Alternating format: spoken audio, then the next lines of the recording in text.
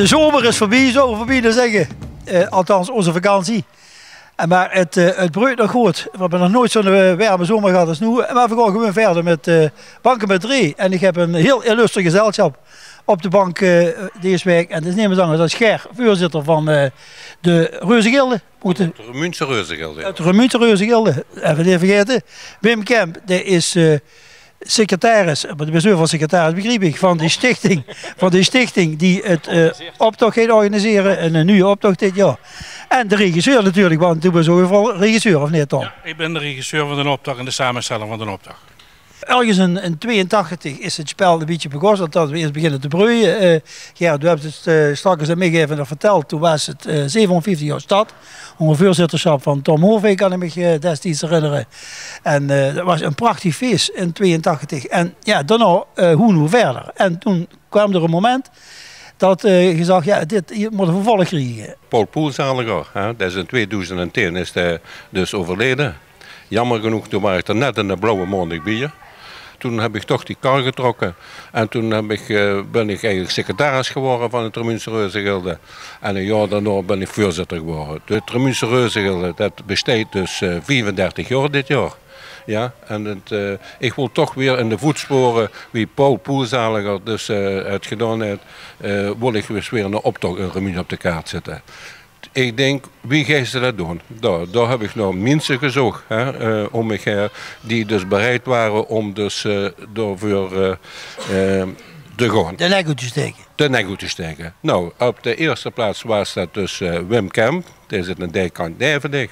En ja, Wim wilde daar wel het vuur. Maar toen moest ik dat gezelschap verder uitbreiden. Nou, toen hebben we gaandeweg, want uiteindelijk moet ik eerst zeggen dat we er toch al ruim 2 jaar mee bezig zijn, om eerst een bestuurssamenstelling te krijgen. Dat is uiteindelijk gelukt. Naast het bestuur wat uit 8 man bestaat, waarvan 4 man dus van het Reuzegilde zijn en 4 man buiten het Reuzegilde. Voor andere Wim. Maar die ga ik getallen. Normaal gesproken kijken we altijd naar oneven getallen. Ja, dat klopt wat ze zegt. Dat hebben ze wel gedegen. Maar uiteindelijk hebben we toch gekozen om evenwichtig te zijn in die situatie. Om dus een 8-mans bestuur te hebben. En daarnaast hebben we dus, gaandeweg hebben we dus gekeken naar de optocht. Hebben we de optocht op de kaart gezet. Dat was eigenlijk de bedoeling om een reuzenoptocht voor mij dus, op de kaart te zetten. Maar toen is dat uiteindelijk een historische optocht geworden. En toen hebben we dus een regisseur van de optocht. We moeten toch een thema hebben. En uiteindelijk is Tonder toen bijgekomen. Oké, dan gaan we eens even vragen. Want secretaris van de stichting die opgericht is om deze historische optocht te organiseren is Wim.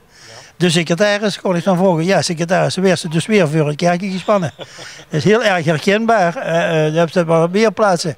Maar dan zei ze, nou ja, daar heb ik wel zin in, want het zit Remun op de kaart. En het is even een evenement, voor de politieke Remun heeft er in ieder geval naar uitgekeken dat er niks aan dat evenementen komen. Vertel, wie kijkt zo er tegenaan? Ja, nou goed, ik vind dit een historische stoet. Pas bij de stad Remun, bij de identiteit van de stad Remun, historisch, monumentaal.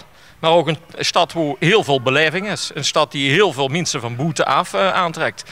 En we hebben een route uitgekozen binnen de Singelwing.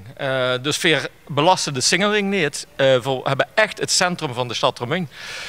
Waar ze dus langs alle prachtige, mooie historische plaatsjes komt. En ja, een historische stoet past erbij. Nu moet ik zeggen, in het verleden was het altijd zo. Boeken de organisaties de nek over de kosten. Ja. Ik neem aan dat er dus buiten het feit dat er misschien wat subsidie is en wat tegemoet komt van de stad Hoes, maar dat er natuurlijk ook een heel aantal sponsors nodig zijn. Ja, inderdaad. Nou, inderdaad, voor goed, de begroting die zit, van de stoet die zit op de €100.000, nog meer. €100.000?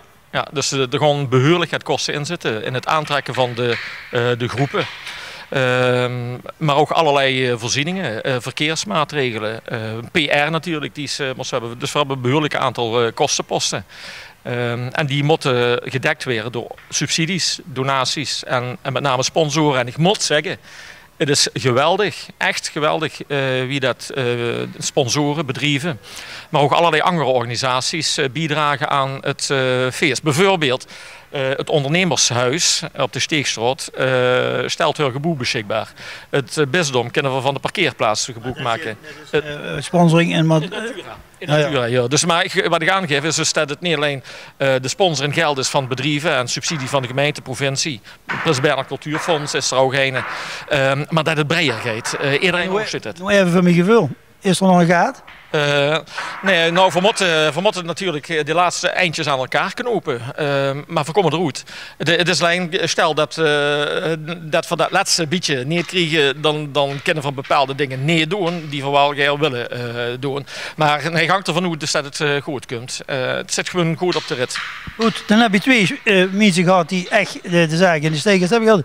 Ger vanuit zijn vereniging, hè, want het is natuurlijk... En dan kom je bij de regisseur van heel veel dingen in het romaantje. Maar nu even voor mijn gevoel, wat mogen de mensen verwachten? Is het, los van het feit dat ze iets over de inhoud moet zeggen, zo, wat werd het? Gratis entry? Ja, als ik dat als organisatie nog moet zeggen, dus gratis entry. We gaan dus niet de binnenstad, in tegenstelling tot 12 jaar geleden, afsluiten. Iedereen kent naar die binnenstad toe. Zelfs de winkels zijn open. De winkels van de binnenstad zijn gewoon open. Iedereen kan vrij komen. Goed zo. Nou, Tom. En hoe ja, zie je twee, ja. Die moeten allebei in de politiek, hè, jongen. Vertel eens, Gert. Wie kan het doen zijn? Nou, wie ik gevraagd werd om dit te doen, heb ik me bedacht wat voor thema's ze eraan kunnen hangen. Omdat de verleden allemaal die reuze optochten die hier door de stad hebben getrokken, een verzameling reuzen waren uit Nederland, België, Frankrijk. En die werden achterin geplekt met een stukje muziek ertussen. En dat wil ik niet. Ik wilde een historisch thema aangeven. En het historisch thema wat ik heb gekozen is Maria Theresia, die in de 18e eeuw hier de baas was. Hè. Landesfürstin, omdat we bij België hoorden. Het huidige België dan. De zuidelijke Nederlanders tegen onder Oostenrijks gezag. En die Maria Theresia heeft dus een stempel gedrukt op het culturele leven van Ramun. Noem maar even de Maria Theresia-brug, de Stenenbrug, die hebben we van haar te danken. Dat trek je van Nederland, begreep ik. Nee, dan moeten we de singles gaan afzoeken en dat gaan we maar neer doen. Hè. Wie die Maria Theresia-brug, of die Stenenbrug, toen dat die in het midden van de 17e eeuw, 18e eeuw, ineens is geklapt door een storm. En hoogwater heeft hij gezorgd dat die brug hersteld werd. Ze heeft er veel geld voor gegeven. En daarna deden ze nog even een kleine truc uithalen, wat de politiek ook meestal doet. Die heeft de subsidie, nee, de accijns op het beer, want water was toen niet te drinken. Iedereen dronk beer bij het eten en bij andere dingen. Zelfs om de tentje poetsen, geloof ik. Heeft hij de accijns op het beer verhoogd. Dus je had extra inkomsten en daardoor kostte dat tekort, wat ze dus had door die brug te herboeien, kostte weer opvangen. We hebben aan haar oog te danken, en haar vader in ieder geval, dat de Kapellerlaan zo loopt wie er nu loopt. Want hij liep dus eerst helemaal langs het water. En dan kosten de mensen vanuit de stad langs de Roer, helemaal langs de Roer lopen en naar de kapel komen. En ze heeft gezorgd, of haar vader heeft gezorgd, dat de Kapellerlaan er zo recht bielijk weer nu bielijk. De verbevullen haar en haar familie te danken. En wat deed hij? Die Maria Theresia, die is nooit van zijn leven Ramun geweest. Er werd wel gefeest als hij jurg was of er kwam weer een kindje, want die had er de nodige, 16. Dan werden op het château feest gevierd. Het stadsbestuur sting op het balkon, drong een glas bier, gooide het stukjes mik naar het volk toe. En dat was het dan. Dus die vierde zelf wel het feest, het stadsbestuur. Je veel waar dus. En die Maria Theresia die was geen domme vrouw. Die heeft al haar kinderen op belangrijke plaatsen in Europa neergezet. Een van de bekendste kinderen van haar is Marie Antoinette. Maria Antoinette hoort hij toen de titel, maar die is koningin van Frankrijk geworden. En die is dus samen met haar mens na de Franse revolutie een cupje kleiner gemaakt. Dat was een dochter van haar. Ze heeft een dochter van haar, koningin van de beide Sicilië gemaakt. En dat was dus heel Zuid-Italië, want dat is onder Napels, heel Italië was opeens onder Oostenrijks invloed. Het Noord-Italië was ze al. Ze heeft, dat is een hele belangrijke, ze heeft haar zoon bisschop van Keulen gemaakt. En als je weet dat Keulen de stad Rome, het bisdom Rome, het belangrijkste en het rijkste bisdom is van de wereld, dat door de meeste centen zitten, dan heb je dat goed bekeken. En verlaten in de optocht zien, wat zie met haar familiepolitiek het bereikt. Dus de opdracht wordt verdeeld in een afdeling waar de Italiaanse invloed zichtbaar is, de Franse invloed, de Oostenrijkse invloed, de Belgische invloed, de Keulse invloed. Ja. En het ergste is, ja, ik durf het bijna niet te vertellen, de slimste van haar dochters.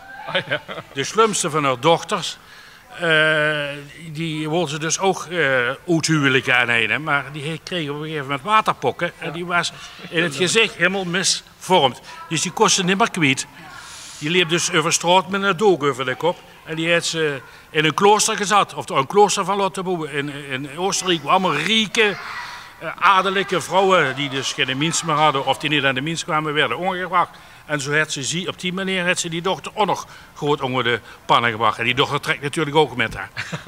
Ja, dat kan ik me allebei voorstellen. Dus er zit historie zat.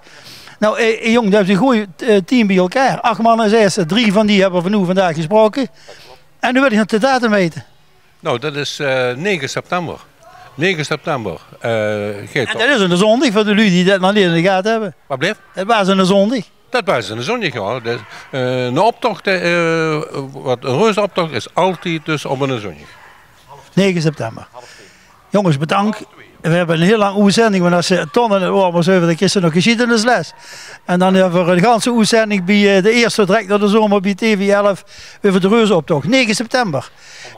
Om 1:30. Als er nog lui zijn die denken, vrek, ik heb nog een euro weg te geven. Geeft het dan aan die stichting, want die kunnen nog een paar cent gebruiken. Denk je dat je materieel gaat betekenen voor u? Laat het ook weten. Want deze 3 heren zijn verantwoordelijk voor de historische optocht. Ger, succes ermee, jong. Willem van Zeen is weer van de mooi. En Ton, ja, dat zal gaat geregisseerd moeten weer naar hem. Ja. En nu dit weer erbij. We staan hier in de garage. Ja, die kinderen op de achtergrond, die heb ik al gehoord. De garage is zo breed geworden door Remunt. De een hield als een feestje, de ander brengt de kinderen daar.